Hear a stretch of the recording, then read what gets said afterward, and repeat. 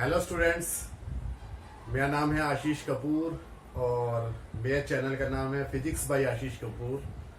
उम्मीद है कि आपने मेरे जो है लेक्चर्स देखे होंगे और थ्योरी कंप्लीट कर ली होगी। अब हम आते हैं न्यूमेरिकल्स पे। वन बाय वन हम न्यूमेरिकल्स को लेते जाएंगे, हार्डनेस थोड़ी सी बढ़ाते चले जाएंगे। शुरू में आसान न्यूमेरिकल लेंगे, फिर धीरे धीरे आगे बढ़ते चले जाएंगे। आप न्यूमेरिकल समझते जाओ, थ्योरी को भी रिवाइज करते रहो और टाइम टू टाइम स्क्रीनशॉट्स लेते रहना। तो हमने अभी दो न्यूमेरिकल्स बोर्ड पे लिखे हैं। फर्स्ट न्यूमेरिकल है a sphere of radius 0.60 metre is charge to a potential of 1500 volt. एक स्फीयर है और उस स्फीयर की आपको रेडियस दे रखी है। रेडियस कितनी है? मान लिया अगर आर है या ए है, रेडियस को अगर आप ए से नोट कर लो, ठीक है। तो ए की वैल्यू गिवन है 0.60 मीटर और इसको पोटेंशियल कितना है? जब आप इसके ऊपर चार्ज देंगे तो इसके ऊपर पोटेंशियल आ जाएगा और वो पोटेंशियल कितना दे रखा है? 1500 volt. Calculate the charge on the sphere and it's potential energy. आपको दोनों चीजें निकालनी है, इलेक्ट्रिकल पोटेंशियल एनर्जी निकालनी है और चार्ज निकालना है। तो आप कैसे करेंगे? आप या तो सीधा सीधा पोटेंशियल का फॉर्मूला लगाएं। पोटेंशियल का फॉर्मूला क्या होता है? 1/4 pi epsilon not Q upon R। R की जगह पे यहाँ रेडियस A है तो R की जगह पे आप लिख लोगे A। 1/4 पाई एप्सिलॉन नॉट की वैल्यू कितनी होती है? 9 × 10⁹ अगर एयर है चारों तरफ और अगर कोई मीडियम है तो वह K डाइलेक्ट्रिक कांस्टेंट भी आ जाता है। यहाँ कुछ नहीं बता रखा तो इसलिए यहाँ पर एयर मानी जाएगी। यानी कि 1500 विल बी इक्वल टू 9 × 10⁹ और Q की वैल्यू हमें निकालनी है। A की वैल्यू 0.6 दे ही रखी है तो Q will be equal to 0.6 की तरह मल्टीप्लाई हो जाएगी 1500 में और डिवाइड हो जाएगा 9 × 10⁹। तो कैलकुलेट करके क्या आ जाएगा?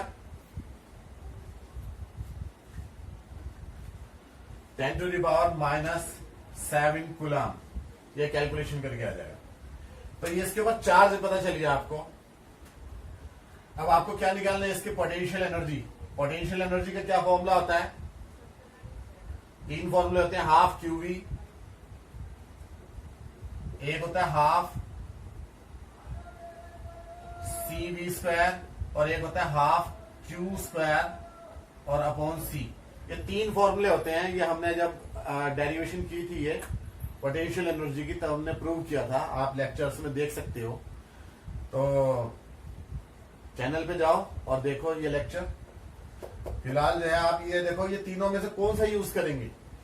Q की वैल्यू आपको पता है, पोटेंशियल भी पता है, तो ये यूज कर लो हाफ QV। चाहे आपको C भी पता है, अगर मान लिया कैपेसिटेंस निकालनी पड़ेगी तो तब आप ये वाला फॉर्मूला यूज कर सकते हैं। कैपेसिटेंस निकाल लो, C = 4 pi epsilon not A। Sphere के लिए फॉर्मूला होता है, वो लगा के आप निकाल सकते हो। लेकिन जब आपको कैपेसिटेंस पूछी ही नहीं है तो ये दोनों फॉर्मूले रहने दो, इसी से निकाल लेंगे हम। तो U = half QV। Half Q की वैल्यू रखो 10⁻⁻7 और V की वैल्यू रखो 1500। तो 1500 में 2 से डिवाइड करेंगे, कितना आएगा? 750। तो आ जाएगा 7.5 10⁻⁻5 जूल। तो इस तरीके से ये आपका जो है पोटेंशियल एनर्जी आ गई। स्क्रीनशॉट ले लो, फिर मैं सेकंड क्वेश्चन करता हूं।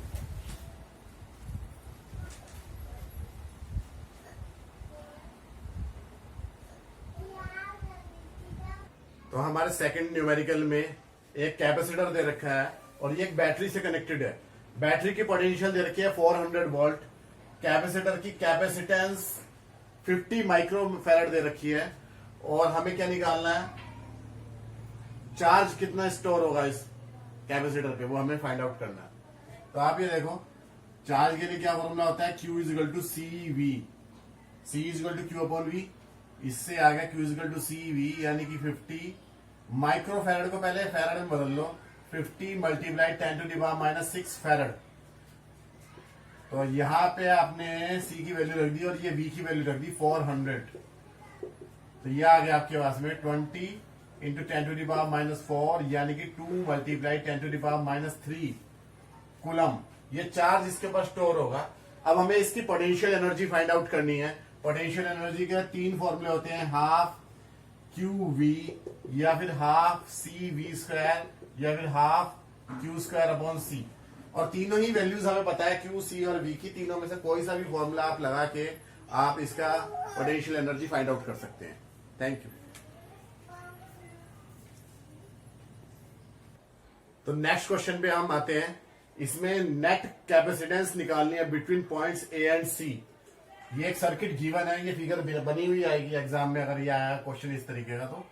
तो इसमें पॉइंट्स के नाम दे रखे हैं A, B, C and D, और ये आपका एक क्वाड्रिलेटरल बना रखा है, और इसके हर एक आर्म में एक एक कैपेसिटर लगा रखा है, 4 microfarad 2 microfarad 3 microfarad and 6 microfarad, और इसकी एक डायगोनल में 6 माइक्रोफैरड का एक कैपेसिटर लगा रखा है।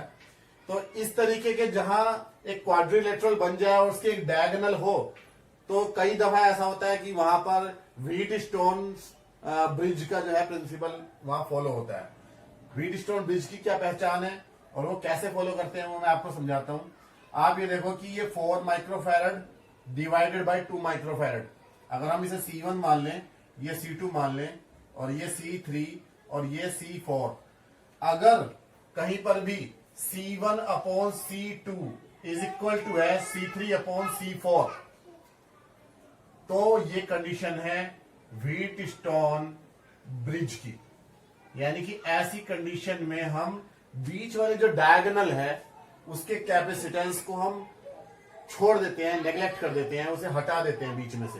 फिगर को दोबारा बनाएंगे और इस डायगोनल के ये कैपेसिटेंस को हटा देंगे, चाहे ये 6 माइक्रोफैरड है, चाहे 10 माइक्रोफैरड होता है या 20 माइक्रोफैरड होता है, कितना भी होता है, इसके ऊपर कोई चार्ज नहीं आएगा। ऐसा इसलिए होता है क्योंकि यहां का जो पोटेंशियल B का है वही पोटेंशियल किसका आ जाता है, D का आ जाता है जब ये व्हीटस्टोन ब्रिज की कंडीशन आती है। तो इन दोनों B और D के बीच में पोटेंशियल डिफरेंस 0 हो जाता है। वो डिटेल में बात करने की है, फिलहाल हम न्यूमेरिकल को करते हैं। तो इस न्यूमेरिकल में आप देखो यहां पर ये 4/2 इज इक्वल टू है 6/3 के, तो ये व्हीटस्टोन ब्रिज है। और जब ये व्हीटस्टोन ब्रिज है तो यहां क्या होगा, इसे आप 6 माइक्रोफैरड को आप नेग्लिजिबल मान लोगे, ये हटा दोगे। नेग्लिजिबल भी नहीं कहेंगे बल्कि इसे रिमूव कर देंगे, क्योंकि दोनों तरफ जो है पोटेंशियल सेम है, तो इसके ऊपर कोई चार्ज आएगा ही नहीं।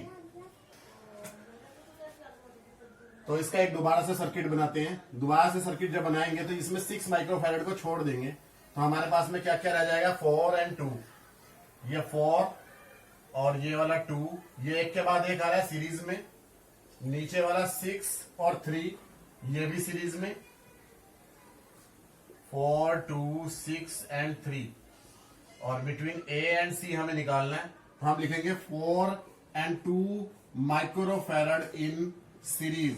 तो सीरीज में रिजल्टेंट कैसे निकालते हैं, 1/C is equal to 1/C1 plus 1/C2, यानी 1/4 प्लस 1/2, दोनों का एलसीएम 4 आ जाएगा, और ये आ जाएगा 1 + 2, यानी कि C' इनका रिजल्टेंट, ऊपर वाली आर्म का जो रिजल्टेंट है उसे हम C' मान रहे हैं। C' will be equal to, इसे रिवर्स कर लेंगे, 4/3 माइक्रोफैरड। इसी तरीके से नीचे वाली आर्म का निकालेंगे, तो 6 and 3 इन सीरीज, तो ये सीरीज में है, तो सीरीज में फिर से आप क्या लगाएंगे, 1/C'। इन दोनों का रिजल्टेंट जो हमने माना है कैपेसिटेंस, वो C" मान लिया है, 2 डैश लगा दिया ऊपर अलग दिखाने के लिए सिर्फ। 1/6 प्लस 1/3, इनका एलसीएम 6 आ जाएगा, 1 + 2 यानी कि 3/6 यानी कि 1/2, तो C" इज इक्वल टू आ जाएगा 2 माइक्रोफैरड। यानी ऊपर वाली आर्म का जो रिजल्टेंट है वो 4/3 और नीचे वाली आर्म का जो रिजल्टेंट है वो 2, और ये A और C पॉइंट्स हैं ही हैं। तो ये सर्किट को हम दोबारा से बना लेंगे।